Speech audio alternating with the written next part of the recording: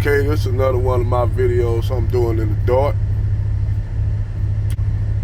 And I'm gonna kill this subject once and for all. I might bring it up every now and then, but I'm gonna try to move on to something else. But far as on the passport bros in a divestment and swirling chicks, and why I'm gonna tell y'all the reasons why the divestment and swirling chicks have a problem with the passport bros. And Crimson Cure and Danica and Six the Goddess basically broke this shit down. Them three sisters broke this shit down. See what it is, you had a lot of these divestment chicks running and talk about how good Brad was. And they've been promoting that for a long time. And you would think that these chicks, they'll tell you, you let them tell it that they can't stand black men, they hate black men, they don't want to date black men. They love Brad and they down with Brad, and that's that. So for a long time you'll see these chicks just talking about promoting Brad with a Brad worship. And me personally, hey, whatever floats your boat, hey, I ain't gonna knock you. So if you want to be with Brad, cool. Well, see, the thing is, what they did was they overextended their hand. Because you had a lot of them, you had a few of them really wanted Brad, and those chicks, they got into failing, swirling relationships that ultimately a lot of times they end up in failure. They end up with biracial kids by Brad, and Brad turned out to be no different than the Pookie and Ray Rays that black chicks lay up with in the hood.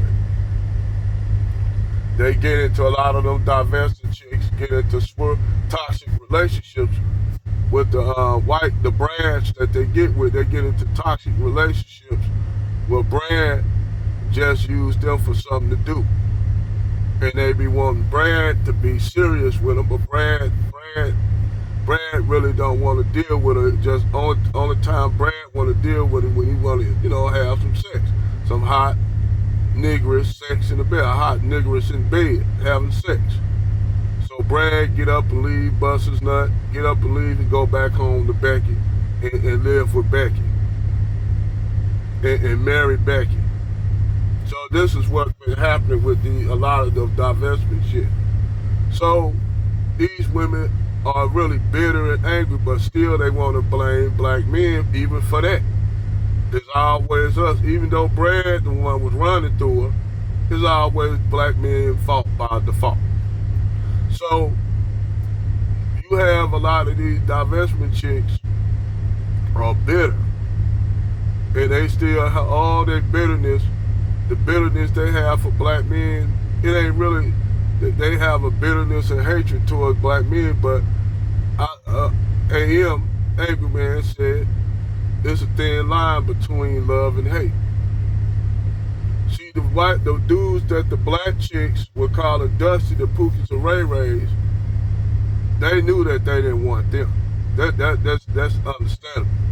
They didn't want the Dusty niggas, the really Dusty niggas.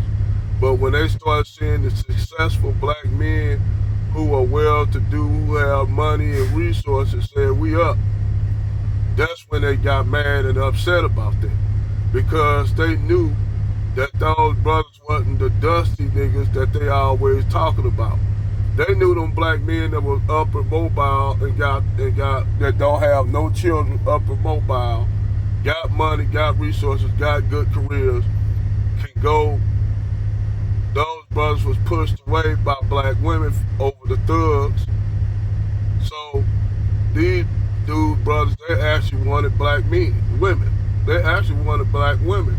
But due to the fact that they dealing with masculine women in the black community, these brothers and these sisters didn't want them brothers. Them brothers said, okay, we up.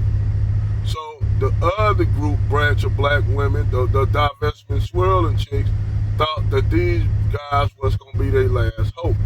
They thought that these guys was going to come in, swoop them up off their feet, take in their biracial kids and shit like that. basically banking on these brothers to save them. Just like the chicks that were dating Pookies and Ray Rays and shit like that was banking on these brothers to come save them after they get done being ran through by Pookie and Ray Ray. Well, the divestment chicks thought the same thing, that these brothers as well to do, even though they talked all this shit about black men, they still in their mind instead of thinking, they said, well, these niggas will forgive us for that. Because a lot of times brothers used to do that. Brothers used to forgive me. Brothers are the most benevolent motherfucking men on the planet.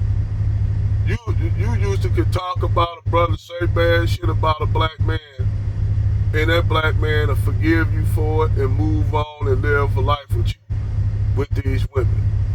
And they used to do that. These brothers used to look past that shit and say, well, you know, man, you know, charge that to the game. Yes, you were talking shit, but, you know, I'm blowing that back out and you changed her mind about it.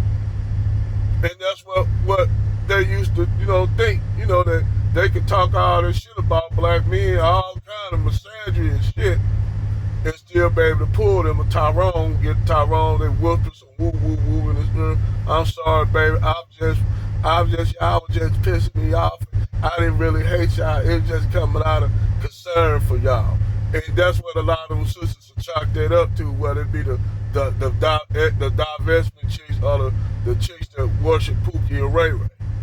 They used to come to them brothers that basically on some soft girl era shit. So these brothers stop falling for it. Like, nope, y'all told us to go, we up. So them brothers now, they're not paying no attention to them. They throwing up the deuces. So now these women are upset because these brothers said, wait a minute, you know, these brothers, hey, they made decisions, they got their passports, they going to other places, and they seeing how the women are treating them. These women down there in Latin America, the Caribbean, Africa, Southeast Asia, they seeing how those women are treating them. So those brothers, when they come back to the States after they visit, and they might have just visited for the first time, and they had contact with the women down there, and then that was just you know, you put your toe in the water, you know, you know, and you then just lay down there in the water for a minute, and the water soothes, then, you know, water feeling good, you in the hot tub and the bubbling. I gotta use this analogy, but go with me. So you laying there in the hot tub, them jets hitting your body and shit from all directions in that hot tub. Now this is not your hot tub, this is somebody else's hot tub. You like, damn man, I gotta get one of these goddamn things. How much one of these things cost? So you up there, motherfucker, you feeling good, your body feeling good, cause them jets massage your feet and your body. So you like, man, I gotta get me some money to go down there and get me one of them there, buy one of my own hot tub. Well, that's the same thing with the passport bros. They go down there to them countries and they see how the women act and treat them. And yes, you have niggas going down there and trick, no doubt about it. You can go down there, be niggas going down there, have 3 or 4 women at one time down there. That's what even make it even that's what even kill it worse for the chicks in the States, when you can have 2 or 3 fine-ass Brazilian chicks in your bedroom at one time, and they both working to get your affection. They working to get your affection. They give you more. You give a little, they give you more reciprocation. Where back in the States, if you took a chick out on a date, you might not get nothing that night. She might just use you for a meal. That's what I try to stress to these red pill niggas, the ex-red pill niggas who up here want to try to down, brother. I said, how can you beat that, man? You going down, you ain't getting no reciprocation from black women up here. And they say, well, them brothers don't got no game. Well, they don't have to have game down there. What's the better deal? See, you niggas, y'all don't know, them niggas understand that. Anyway, I told them that. But so those guys, when they come back, and they come back and they look at the American black female, no matter how fine she look, they don't look at her the same. they don't look at it like something they want to get with, because what they experienced down there in them countries blew their mind. So when they look at American chicks, they basically don't even approach them no more. They go back, constantly go back to the point where when they see an American female, the image, she could be the most attractive black American woman ever, but they not turned on by her because they know messing with her is more problematic. Why I could go down here and have 3 or 4 chicks that look way better than her, and they on some act right. So this is the thing. This is why this passport movement is. That's what somebody told Umar Johnson. I said, these brothers ain't going over there getting with no Becky's or no Haciendicas, dog. I said, you said yourself, if they get with a black woman, well, these brothers go and get with Afro-Latino chicks and African chicks. And these women they going to Uganda, they going to fucking South Africa. And those women are giving those brothers reciprocation. And those brothers like those women, they getting treated well. Especially if you go to the African continent and you go and get you a Ugandan chick or South African chick, Senegalese chick, they gonna reciprocate because they want you. Those women want you. It ain't no they need you. They want you. They want you. So those women want those men. Where black women, they don't want them, they just need them. It's a big thing where people say a want and a need. Yeah, you need nourishment. You might not like the food you're eating, but you need it to survive. So you eat it anyway because it's the only thing you got, and you got to stay alive. So that's how these chicks see these brothers as passport bros. These brothers that are successful, they see them as a need, not a want. So them brothers, they don't mind being needed, but damn, at least you can give them some reciprocation. These chicks don't want to get them shit out of it. You know, American chicks don't want to give them shit. It's even with the brothers like even that ain't even messing with Becky in the United States no more, because Becky on the same shit that the black women on. They becoming more masculine. White men are seeing the shit. So now white men are now seeing what black men see in black women the same way the white men looking at their white woman the same way. Like, man, I can go down here to South America or somewhere and get me a Scandinavia or somewhere and get me a woman, man. I don't have to deal with your ass back here, Becky. So Brad said, bitches, deuces. Brad seen what the brothers doing and say, oh, he seen how Tyrone and Lucius and Jamal ain't fucking with Keisha no more. So they looking at Keisha, well, why would I want that he leave? They ain't got a mask. Actually, one brother leaving Keisha. Why would I want to take Keisha? So Keisha is now upset at that because Brad now found out that shit, he can go and get a better deal down there south of the border too. Brad said, hey, I'm up. So Keisha now pissed off at brothers because brothers start to say shit and they ain't even no joke either. See what's gonna happen? Like I told these Asian chicks, that's gonna happen to chicks, David Chain. Y'all up there talking about, like I thought the misandry was bad with black women and black men. I thought the misandry was bad, man. That damn video, that 2-hour video I seen where them Asian women was just dumping on Asian dudes. I'm like, damn. I thought it was just black men and black women.